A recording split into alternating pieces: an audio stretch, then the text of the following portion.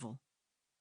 And that's just the beginning of the damage that's already been done, with much more on the way.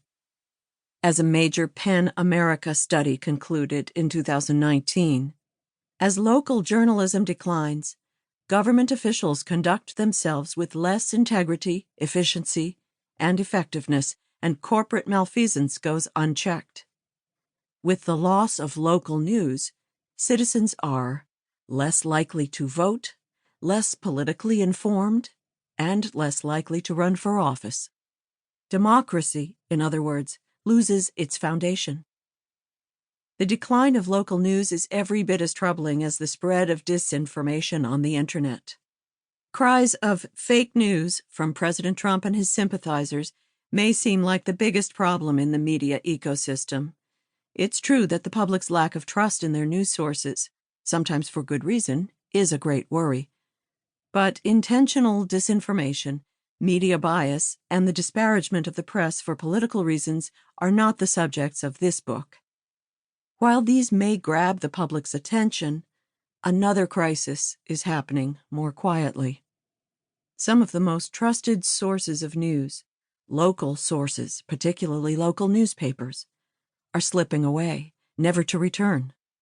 The cost to democracy is great. It takes a toll on civic engagement, even on citizens' ability to have a common sense of reality and facts, the very basis of self-governance. So I'll be clear. I'm not here to address the politicized fake news problem or the actual disinformation problem. This book is about the real news problem. "Welcome to Ground Zero," said Mark Sweetwood, managing editor of the Youngstown Vindicator, when I told him, in the center of his newsroom, one that no longer exists, about the book I was researching on the troubles of local news. I came to the Ohio City only 4 days after a stunning announcement that an already battered community took like a sucker punch. Their daily newspaper was going out of business. August 31st, 2019, would be the last day it published. The Vindicator is far from alone. More than 2,000 American newspapers have closed their doors and stopped their presses since 2004. And many of those that remain are mere shadows of their former selves. Consider Denver, where the Denver Post and the Rocky Mountain News boasted 600 journalists 20 years ago, a robust group to cover a city, surrounding metro area, and much of Colorado as a whole. Both papers won Pulitzer Prizes. That situation has changed radically.